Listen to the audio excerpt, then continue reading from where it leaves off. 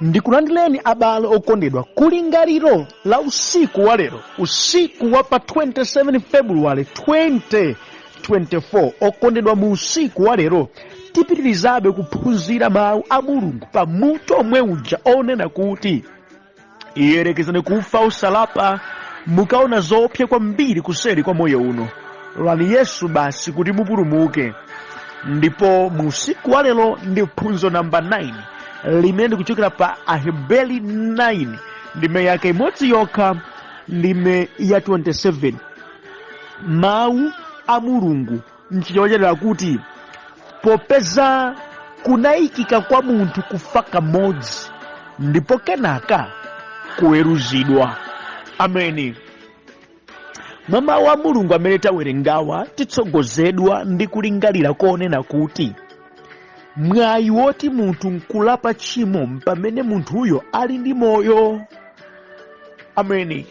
Mpata umene kumwamba kudapereka kuti munthu akhoza kukonza za moyo wake nakhalanso wabwino. Munthu amene anakhala katika machimo, wakhala ovutika mu chimo, kuti akhoza kukonza mavuto wake nakhalanso watsopano mwa Khristu pamene munthu ali ndi moyo. Tulijani munthu akamwalira sakonzanso za moyo wake, maliro sakulapa maliro, sikuti akhoza kubweranso kwa Ambuye. Ayi, mpaja malemba pena anenetsa ukunena kuti wakufa sadziwa kanthu. Komano pamene ali ndi moyo tsopano ndi pamene iye akhoza kukonzanso ubale wake ndi Mulungu. Moti kukhala ndi moyo kwanu ndi mpata wabwino wakuti mukhoza kukonza mavuto amene mwakhala mukudutsamo, ndi mpata umene mukhoza kukhala nawo kuti mukhoza kulapanso machimo anu. Ameni. Tandimvana pakondedwa. Zidatsimikizika kale ndi zachikhalire ndipo zidayankhulidwa mobwerezabwereza kuti munthu akangomwalira amakakumana ndi chiweruzo pa ntchito zake amachita pamene anali ndi moyo. Malembamu kawirikawiri mawu a Mulungu akhala nanena kuti munthu akangoti wafa amakakumana ndi chiweruzo, kukasanthula amachita bwanji ku dziko lapansi. Moyo uno tikhala siofunika chintambasalale kalikonse kamene tichita kakachitidwa audit pamaso pa Ambuye, ndipo tikalandira kumeneko malingana ndi machitidwe amene makamaka kwa iwo amene samdziwa Khristu. Kamundimvetsa kale osamakhala mwachintambasalale ayi, ndipo musamayiwale kunena kuti mudzachoka mdziko muno ndipo zochita zanuzi zikapanga kaunti kenakake pamaso pa Ambuye mukakafikako kumeneko. Kamundimva bwana kodedwa. Ndiwo khawa amene adalandira Yesu ngati mpulumutsi wawo, amene adalapa machimo lawo, amene sakaona chiweruzo koma chipulumutso. Ameni. Amene adalapa machimo, amene pakufa iwo akafa ali ndi Khristu, sakaopa choyipa chifukwa akakhala kuti ali m'manja mwake. Amene wasakaweruzidwa katayidwa ku moto ayi, ndi amene akakhale ndi Mulungu kwamuyaya kukaona chipulumutso. Nchifukwa chake pali warning ya mphamvu yakuti mutangoyerekeza kufa opanda Yesu zakuvutani, koma mukafa muli ndi Yesu kumwambako akakulandirani, chifukwa ndiye njira yokhayo idaperekedwa ku dziko lapansi kuti munthu apulumutsidwe, ndi Khristu Yesu basi. Muli naye Yesu wamoyo, mudalapa machimo anu. Sindoti simudalakwepo to ayi, nkutheka mwakhala mukulakwa kwambiri, ndi chofoka chanu chachikulu.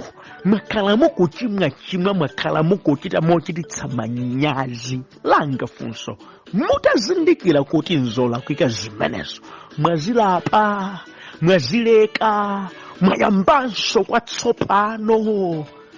Ngati ndi ayi paditsoka, koma ngati ndi eya limbikani nkutero popeza kuti mpamene mukapulumutsidwa kumwamba. Amen. Mawu a Mulungu amene tawerengawa Aheberi chapter number 9 ndime yake imodzi yokha ya 27 malemba akuti popeza kudayikika kuti munthu akhoza kufa kamodzi ndipo kenaka amakakumana ndi chiweruzo. Zidakhazikika kale, zidayikidwa kale, ndi mmene moyowu umayendera. Mawu amenewa tiphunzamo zinthu zingapo. Choyambirira, moyo wa munthu udakonzedwa ndi kukhazikitsidwa ndi Mulungu, sumayendera maganizo a munthu ayi. Amene moyo wanu inuyo sumayenda monga mmene mufunira. Seko ya moyo wanu idakonzedwa kale nchauta. Programu ya moyo wanu ili m'manja mwake mwa Mulungu. Zakuti umunthu umakhala khanda, umakula, mpata ukapezeka ukalamba, kenako ukalowa m'manda. Seko imeneyi adakonza kale. Munthu chofunika nkuti kodi ukhoza kuchita chiyani munthu museko yokonzedwa kale. Akadakhala kuti munthu analili mpata wake, mwina bwezi akudzipatsa yekha zaka zokhala mdziko lapansi, akudzipatsa yekha nthawi zokhala mdziko lapansi, koma sikudatero monga mwakhalidwe ndi chikhazikitso chakumwamba nkuti ngati mudabadwa lidzafika nthawi mudzafa. Amen. Kunena kwina ndikadati moyo wa dziko lapansi tidawukhala nawo udzatha. Mawena nkuti lipo tsiku limene tidzachoka mdziko lapansi. Ndi muja ku Yobu akuti ndayika malire a moyo wa munthu mdzikoli, ndipo munthu akadzafika pa maliro amenewa sadzadumpha. Kunena kwina inuyo mudzamwalira ndithu. Ichi chidzachitika moti tikambaona mmodzimmodzi akuchoka mdziko lapansi nomwe imfa, ndi chitsimikizo cha lemba ili kudakhazikitsidwa kale kuti munthu amafa. Munthu amafa. Titakhalakhala ku dziko kuno tidzachoka. Kaya mutakhala ndi chuma bwanji, kaya mutakhala obeba bwanji, kaya mutakhala kuti anthu amakugomerani bwanji, kaya mutakhala alaliki ozama cha mtundu wanji, ophunzira otani, tsiku likubwera limene mudzachoka mdziko lapansi. Chemwali wanga, mudzamwalira. Achimwene mudzafa. Simaonapo ena akumwalira. Ndi mmene inunso mudzachokere. Kaya idzakhala ngozi, kaya idzakhala matenda, kaya idzakhala chiyani, koma zokhazikika nzakuti tsiku likubwera limene inuyo mudzachoka mdziko lapansi. Mzimu wanu udzasiyana ndi thupi lanu tsiku lina. Ichi chimveni. Kaya sichikukomereni, kaya simafuna kuchimva, koma lero makutu anu atsegukire ichi. Kaya muli dziko lanji mmatani, tsiku lina one day mudzachoka mdziko lino. Simudzakhala pano kwa muyaya ayi. Baibulo lili popeza kudayikidwiratu, popeza nzokhazikika, popeza kunayikika kwa munthu kufa kamodzi. Kunayikika, zidakhazikitsidwa, sizisinthika, zidzachitika kuti tsiku lina mudzasula. Kuti taonapo anthu amphamvu ku dziko kuno, anthu olemera kwambiri adapita. Vanthu amaulamuliro amazunza anzawo, anthu amatamba ku dziko kuno, anthu anali mahule ku dziko kuno, vanthu amaledzera ku dziko kuno, vanthu amachita dzigololo ku dziko kuno, amakwatira ku dziko kuno, vanthu amapemphera ku dziko kuno, vanthu amalalika zoopsa ku dziko kuno. Nthawi zawo mosiyanasiyana zidakwana, ndipo adachoka, adabwerera kwa Mulungu. Amen. Adabwerera kwa Mulungu.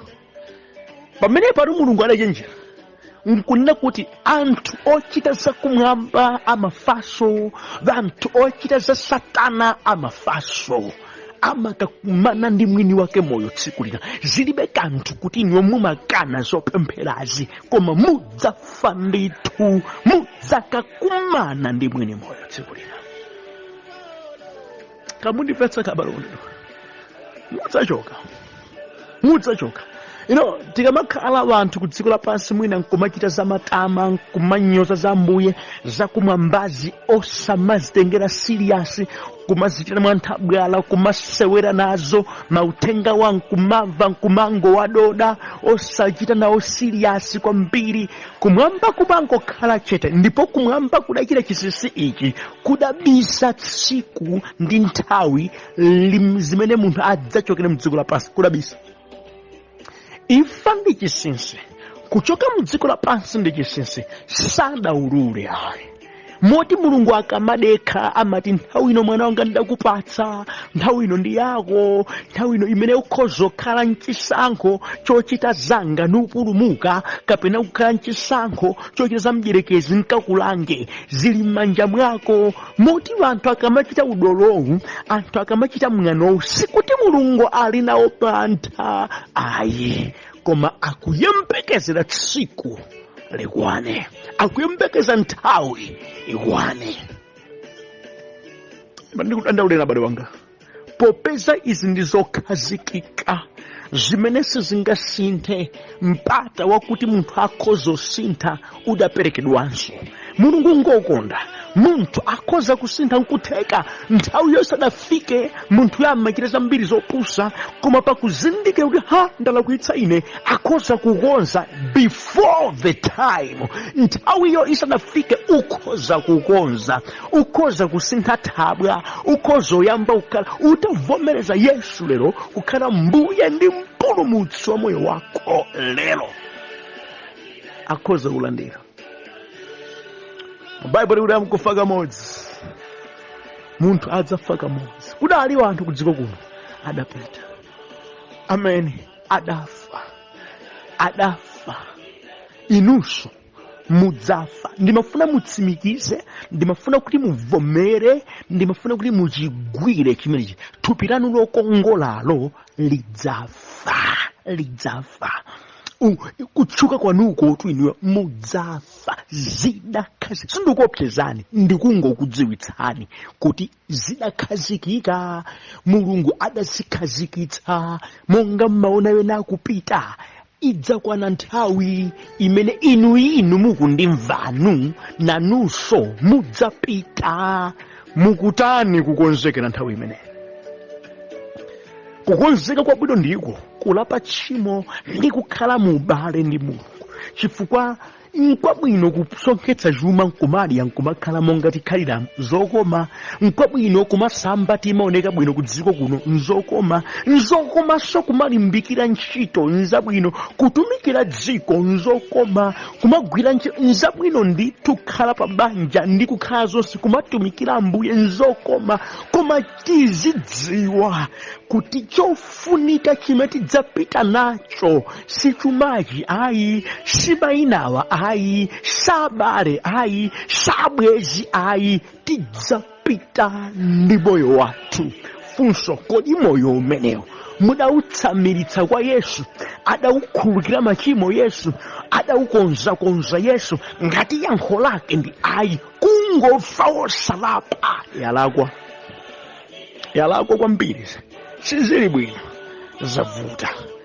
Odala iye amene akhoza kufa, amene akhoza kumwalira ali mwa Yesu, chifukwa oterewa malemba akuti ndi amene amakapumula popeza ntchito zawo zokoma zimatsagana nawo limodzi. Ameni. Zinthu zambiri zimene ku dziko lapansi timazitchula ngati kudala, timazikhumbira, mu nthawi iyi ya imfa sizimanunkha kanthu, amazisiya, zimaonongeka, lena amazipanga inherit, iwe nkumapita wamba tidabwera ku dziko lapansi, wambaso tidzabwerera kwa Mbuye.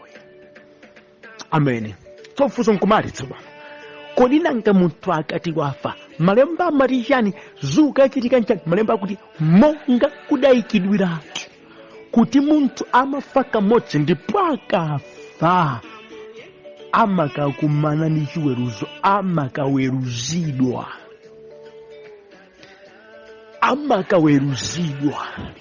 amakakumana ndi amene adamulenga. Kukaweruzidwa nkuti kukafunsidwa umatani ku dziko lapansi. Ndipo chachikulu kwambiri chimene chikampangitse munthu ukaona kiyama ndiko kusemphana ndi Yesu, ndiko kusalapa, ndipo kutsatira mdierekezi. Kwa okhawo amene adalapa mtima, adayenda monga mukufuna kwa Ambuye, amakupatiridwa kumeneko, amatchulidwa ngati akapolo okhulupirika amene akufunika kupuma mu ufumu wake. Adakhulupirika pa zazing'ono, nthawi yakwana akhulupiridwenso pa zazikulu. Koma tsoka lili pawo kufa osalapa. Amakakumana nchilango, iwe umakhala ku dziko lapansi mwamng'ano, umati ukunjoya, umasemphana ndine, unkamva mauthenga, sunkalabadira. Tiye kuno ku chilango chosatha, ndipo nchamuyaya kumeneko kulibe kulapa. Mobwereza Yesu adanena kuti kumeneko kukakhala kulira ndi kukukuta mano. Kuseri kwa moyo uno kuli zokoma kwa okhawo amene alapa tchimo, ndipo kuseri kwa moyo uno kuli zowawa zopweteka, imfa yosatha, ululu woopsa kwa wonse adzafe osalapa tchimo. Musakuderere kufa osalapa. Malemba kuti kuli chiweruzo, ndipo Yesu adakamba kuti kumeneko kukakhala kulira ndi kukukuta mano. Ndi okhawo amene adzafe ali ndi Yesu, ndi okhawo amene angafe atalapa machimo. That's why Bible kuti odala ali akufa akumwalira. Akutchulidwa odala chifukwa chiyani? Ziwo za chilangozi sizikakhudza, iwo za moto sizikakhudza, iwo zokalira kulibe, ndipo zikachitika kwa muyaya kuti akakhala mu mpumulo ndi Ambuye. Tsoka lili pa wonse akufa akumwalira alibe Yesu, amene wakalira mayi wawaye kwa muyaya. Ndikudandauleni musakhale ino akufa opanda Yesu. Zinthu ntereri zidana nchondo lapani lero. Adzikukudani pa chifuwa chanu nkunena mawu ndine munthu wochimwa, Ambuye khululukireni. Ndipo kuyamba kwa lero musinthe moyo wanu ndi kukhala ndi Ambuye kosatha. Malemba kuti kudayikidwa kale sikungasinthe, zidzakhala choncho mpaka na kalekale. Monga zidachitika ndi Yesu, adafa kamodzi nadzukanso, adagonjetsa imfa. Munthunso sizidasinthe, amafanso kamodzi. Ngati pakufa kamodziko akufa opanda Yesuyo, kokalowera nkugahena komweko, kokalowera nkumoto komweko. Koma munthu wakufa ali ndi Khristu amakapumula kwa muyaya. Abale anga okondedwa, ndimati bwanji musiku lero ndipitirire kudandaulirani, musayelekeze kufa opanda Yesu. Kuli zoopsa, kuli chiweruzo chowawa. Bwanji mufe muli ndi Yesu. Kufa kuti kufa ndithu, koma tizidzafa tili ndi Yesu. Tizidzafa olapa machimo, tizidzafa titamtumikira Ambuye, tizidzafa tili ana ake a Mulungu, amene sitikabweruzidwa koma kukapulumutsidwa, ukakhala mumtendere ndi mumpumulo ndi Mulungu wathu. Odala ndiye angalape tchimo lero kuti akapeze moyo wosatha otere. Ambuye akuthandizeni abale okondedwa kuti moyo wanu ukhoza kutembenuka lero ndi kukhala ndiye kwa muyaya. Amen.